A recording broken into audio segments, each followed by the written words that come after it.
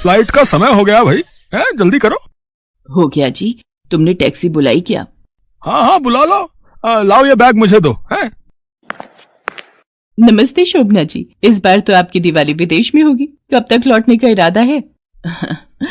2 महीने तो लग ही जाएंगे। अब बेटे की शादी के बाद हम बहू के साथ पहली बार कोई त्योहार मनाने जा रहे हैं। पोता भी 5 बरस का हो गया, वो भी बार बार फोन करता है, दादा दादी आ जाओ आ जाओ। चलो बढ़िया है, दिवाली मनाकर खुशी खुशी लौटो, फिर मिलते हैं। शोभना और नरेंद्र का बेटा अरुण विदेश में नौकरी करता था। उसने देसी मूल की विदेशी लड़की से वही लव मैरिज कर ली थी। इस बार शोभना और नरेंद्र दिवाली पर अपने बेटा बहू के पास विदेश जा रहे थे। उनके बेटे का प्रमोशन हुआ था, इसलिए उनकी बहू कियारा ने इस बार दिवाली की एक बड़ी पार्टी का आयोजन रखा था।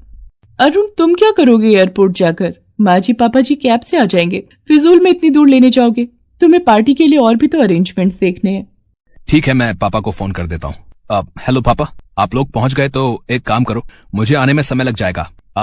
आप एयरपोर्ट से बाहर निकलोगे तो आपको सामने ही कैब नजर आ जाएगी।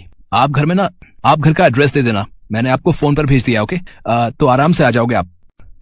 ठीक है बेटा, तुम चिंता मत करो, हम आ जाएंगे। हैं पहली बार शोभना और नरेंद्र विदेश आए थे। बच्चों को वो क्या ही कह सकते थे, इसलिए वो दोनों अपने आप ही किसी तरह घर तक पहुंचते हैं। दादी जी, दादाजी, आपको पता है 2 दिन बाद दिवाली है, बहुत सारे गेस्ट्स आएंगे, मेरे फ्रेंड्स भी आएंगे। वैसे भी बहुत अच्छा है, इसमें हम एक दूसरे के साथ मिलकर बहुत मस्ती करते हैं। दादी, ये सब क्या है? बंटी बेटा, तुम्हारी दादी दिवाली पूजन और दिवाली पर सजाने का सामान इंडिया से लेकर आई है। ओह, मैंने तो ये सब आज तक नहीं देखा दादाजी। ये क्या है दादाजी? ये मिट्टी के दिए हैं बंटी बेटा, और ये दिए जलाने का तेल। दिवाली के दिन ये मिट्टी के दिए जलाकर ही दिवाली मनाई जाती है। दिवाली के दिन इन दियों का विशेष महत्व है। पर दादी, ये दिए क्यों जलाए जाते हैं? वो इसलिए क्योंकि इस दिन। माँ जी, आप ये सब क्या उठा लाए हो? यहाँ विदेश में ये सब नहीं चलता। हमारे यहाँ दिवाली पर महंगी महंगी लाइट्स का यूज होता है। आप ये सब उठाकर अपनी अटैची में वापस रख दो, ये यहाँ नहीं चलता। माँ जी, पापा जी, माँ जी को समझा दीजिए, हम विदेश में अपने हिसाब से दिवाली मनाते हैं। शोभना की बात अधूरी रह जाती है क्योंकि कियारा बीच में ही टोक देती है। अब शोभना और नरेंद्र भी क्या करते, उन्हें बहू के हिसाब से विदेशी दिवाली मनानी थी, इसलिए वो चुप हो जाते हैं। कियारा अपने हिसाब से दिवाली की तैयारियां कर रही थी। कियारा, स्नैक्स और कोल्ड ड्रिंक्स का अरेंजमेंट गार्डन एरिया में रखवा दिया है। ठीक है, वैसे भी मैंने सारी महंगी लाइट्स गार्डन एरिया में ही लगवाई है। बहू, ये खील और खिलौने भी पूजा में रखवा देना। कौन सी पूजा? दिवाली की पूजा बहू। माँ जी, मैं विदेशी दिवाली मना रही हूँ, मैं कोई पूजा के अरेंजमेंट्स नहीं रख रही हूँ। यहाँ पर खाना पीना होगा और सारे गेस्ट डांस वगैरह करेंगे। अरुण बेटा, दिवाली पर लक्ष्मी गणेश पूजन तो बहुत जरूरी है, तुम लोग वो नहीं रख रहे हो? सॉरी पापा, इस बार दिवाली पार्टी की सारी तैयारियां कियारा कर रही है, तो मैं तो इस बारे में कुछ भी नहीं कह सकता। अरुण और कियारा वहाँ से चले जाते हैं। दादी जी, ये देखो, मॉम डैड मेरे लिए क्रैकर्स लाए हैं। चलो ना दादाजी, हम पटाखे जलाते हैं। चलो बेटा, चलो चलो, मैं तुम्हें अनार चला कर दिखाता हूँ। है शोभना खील खिलौने वापस अटैची में रख देती है। कियारा हिंदुस्तानी तरीके से दिवाली मनाना ही नहीं जानती थी। उसे तो बस ये था कि महंगी महंगी लाइट्स लगाकर गेस्ट को बुला लो और खाना पीना करके दिवाली का त्योहार पूरा हो गया। कियारा ने शुरू से ऐसा ही किया था, इसलिए उसे समझाने वाला कोई था ही नहीं, और वही चीज अब अरुण भी फॉलो कर रहा था। दिवाली का दिन आ जाता है, मेहमान आने शुरू हो जाते हैं। अरुण, पापा जी ने कुर्ता पजामा पहन लिया है, और माँ जी की साड़ी भी देखो कितनी पुरानी स्टाइल की है। कियारा, माँ पापा शुरू से ही ऐसे कपड़े पहनते हैं, उन्हें कुछ नहीं कह सकते। अभी मेहमान आने शुरू हो गए, अब तुम सब कुछ छोड़कर उनका वेलकम करो, ठीक है? ओके।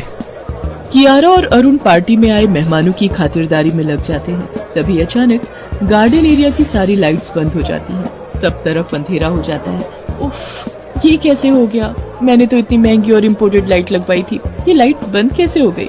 डेविड, जरा जाकर देखो लाइट्स को क्या हुआ है।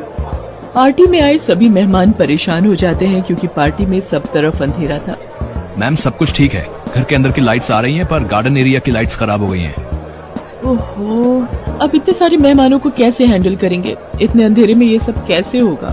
सुनो जी, दिवाली के दिन घर में अंधेरा अच्छी बात नहीं, आप जरा मेरे साथ चलो। शोभना अंदर जाती है और अपनी अटैची में रखे दिवाली के दिए और तेल निकालती है और थाली में सजाकर कुछ देर बाद वो बाहर आती है। कियारा बहू, तुमने गार्डन की लाइट्स जल्दी बंद करवा दी। हमें लगा लाइट्स थोड़ी देर से बंद होगी, इसलिए तुम्हारी सासू माँ और मैं आराम से दिए जला रहे थे। अरुण बेटा, कियारा बहू, ये सारे दिए गार्डन एरिया में सजा दो, तब तक हम और दियों में तेल डाल कर लाते हैं। Wow, it's so beautiful. ये दिए कितने सुंदर दिखाई दे रहे हैं। यस मिसेस ब्रगेंजा, ये लाइट्स तो बहुत सुंदर हैं। It's natural. पार्टी में आए सब लोग दियों की सजावट देखकर बहुत खुश होते हैं। कियारा बहुत शर्मिंदा थी। उसने अपनी सास और ससुर के साथ किस तरह से व्यवहार किया था, वो इसी बारे में सोच रही थी। आज उन्होंने दिए जलाकर पार्टी को संभाल लिया था। तभी बंटी सबके बीच कहता है, दादी, आपने बताया नहीं कि ये फेस्टिवल क्यों मनाया जाता है? बंटी बेटा, क्योंकि इस दिन श्री रामचंद्र जी 14 वर्ष का वनवास काटकर वापस अयोध्या लौटे थे, इसलिए उनके स्वागत की खुशी में सभी नगर वासियों ने दिए जलाकर उनका स्वागत किया था। इसी खुशी में दिवाली का त्योहार मनाया जाता है और कोई भी शुभ कार्य शुरू करने से पहले भगवान गणेश की पूजा अनिवार्य है और साथ में देवी लक्ष्मी, जो धन और वैभव की देवी हैं, उनकी भी पूजा का बहुत महत्व है। इसीलिए दिवाली के दिन भगवान गणेश और माता लक्ष्मी की पूजा की जाती है। फिर तो हमें भी दादाजी और दादी जी लक्ष्मी गणेश का पूजन करना चाहिए ना? बंटी बेटा, तुम सही कह रहे हो और आज हम सब मिलकर लक्ष्मी गणेश का पूजन और आरती करेंगे। माँ जी, आप जो खील और खिलौने लाई थी वो कहाँ रखे? कियारा की बातें सुनकर शोभना की आंखों में खुशी के आंसू आ जाते हैं। उसके पश्चात शोभना अपनी संस्कृति के हिसाब से दिवाली का पूजन और आरती करती है। पार्टी में आने वाले सब मेहमान भारतीय तौर तरीके से मनाई जाने वाली दिवाली की बहुत तारीफ करते हैं। बंटी भी अपने रीति रिवाज को समझता है। शोभना और नरेंद्र उसे सारे त्योहारों के बारे में विस्तार से समझाते हैं और उसके बाद शोभना और नरेंद्र अपने बेटा बहू और पोते के साथ घुल मिल कर रहते हैं। कियारा भी अपना व्यवहार बदल लेती है और कुछ दिन विदेश में रहकर शोभना और नरेंद्र खुशी खुशी इंडिया वापस लौट आते हैं।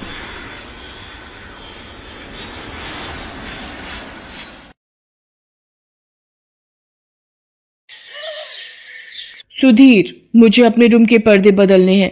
प्लीज मुझे इस बार मना मत करना। तुम हर दिवाली पर मुझे टाल देते हो। मैंने अपनी सहेली सुरेखा के घर देखा था, येलो कलर के पर्दे लगे थे। मैं सोच रही हूँ मैं भी इस बार येलो कलर ही ट्राई करूँ। गहना, अभी पिछली दिवाली पर तुमने रूम पेंट करवाया था, तो पेंट के रंग के हिसाब से तुमने पर्दे लिए थे। अब तुमने सहेली के घर येलो कलर के पर्दे देख लिए हैं, तो अब तुम चाहती हो कि येलो कलर के पर्दे लगा लूं। ये गलत है गहना, ये फिजूल खर्ची है। तुम्हें तो पता है नौकरी में महीने बाद सैलरी आती है और इतने खर्चे अभी दिवाली पर लेना देना, रिश्तेदारों में, और फिर घर खर्च। इतनी देर में सुधीर की माँ उर्मिला भी कमरे में आ जाती है। सुधीर, तुम्हारे पिताजी ने तो मुझे साफ कह दिया है कि इस बार वो मुझे दिवाली पर खर्चे के लिए सिर्फ 2000 रुपए पकड़ा रहे हैं। 1000 ये लो गहना तुम्हारे लिए दिए हैं और 1000 मेरे। अच्छा, तुमने क्या सोचा है सुधीर? कितने रुपए दे रहे हो इस बार दिवाली की शॉपिंग के लिए अपनी माँ को? माँ, मेरे पास 10,000 रुपए बचते हैं। सारे खर्चे हटाकर अब ये 5,000 रुपए आपके और ये 5,000 रुपए गहना तुम पकड़ो। लो, अब इन्हीं रुपयों से आप दोनों सास बहू की दिवाली शॉपिंग होगी। ठीक है, जो आपने अपने लिए खरीदना है ले लेना दोनों। अब मैं ऑफिस जा रहा हूँ। आज धनतेरस पर ऑफिस में दिवाली पूजा है। सुधीर ऑफिस चला जाता है। तभी पड़ोसन गायत्री आ जाती है। क्या हुआ गायत्री, तुम उदास दिखाई पड़ती हो? सब ठीक तो है? गहना, जा बहू, गायत्री आंटी के लिए अदरक वाली चाय बना ला। बैठो गायत्री, अब बताओ क्या हुआ? सत्यम बेटे ने मुझे दिवाली की शॉपिंग के लिए 8,000 रुपए दिए थे। सुबह बाजार निकली कि घर का कुछ सामान ले आऊंगी। बहू बोल भी रही थी बाजारों में भीड़ होगी, मैं साथ चलती हूँ, पर मैंने सोचा वो टोका टाकी करेगी, अकेली चली जाती हूँ। मुझे क्या पता था आज मेरे ऊपर ना जाने कौन सा भार था कि बहू को साथ चलने से मना कर दिया। आंटी जी, ये आपकी चाय। तुमने सपना बहू को मना किया फिर? बस वहां 2 औरतें बैठी थीं, उनके पास 2 औरतें और खड़ी थीं। एक ने मुझसे बोला, बहन जी सच में बड़ा ही चमत्कार है इनके हाथों में। मेरे पास 2000 के 2 नोट थे, बस 11 रुपए श्रद्धा से लिए और मिनटों में 2 नोट 4 नोटों में बदल गए। मेरे रुपए डबल हो गए। अब तो मैं दिवाली की शॉपिंग और ज्यादा अच्छे से कर सकूंगी।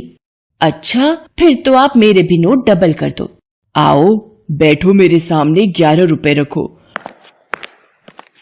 और जितने भी तुम्हारे पास बड़े नोट हैं सब मेरे सामने बिछा दो और आंखें बंद करके ये लाइन दोहराओ, मेरी दिवाली अच्छी जाए, नोट ये सारे डबल हो जाए।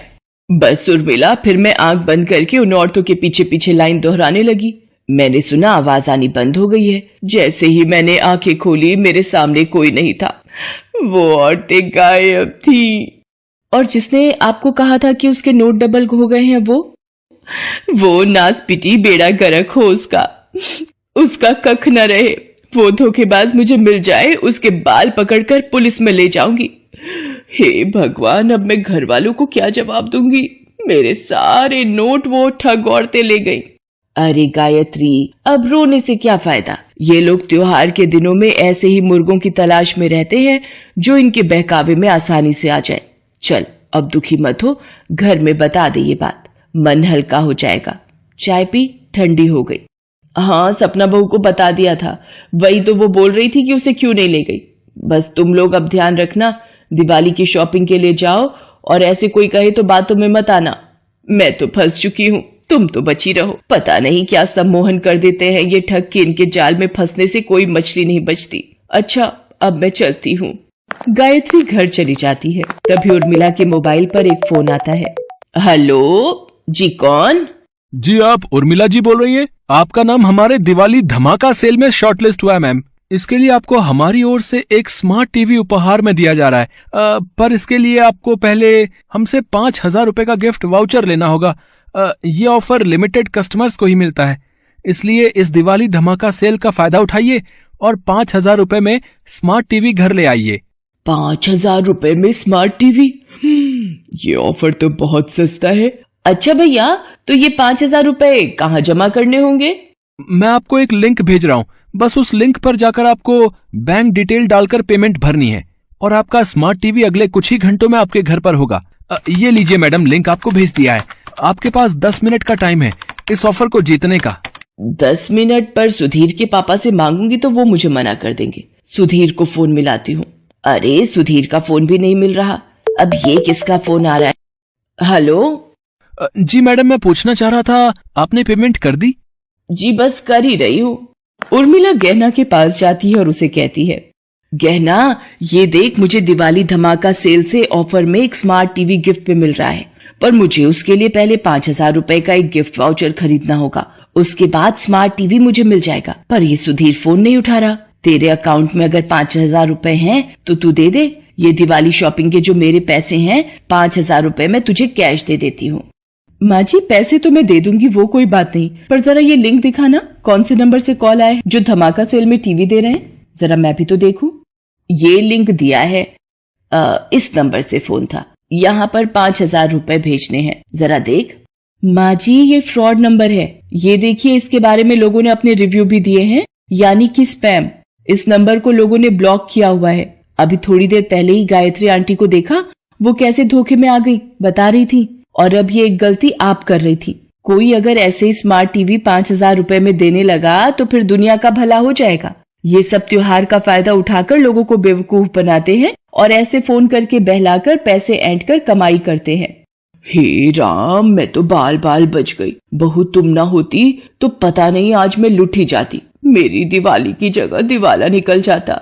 इतनी देर में उसी नंबर से फोन आता है और वो फोन गहना उठाती है।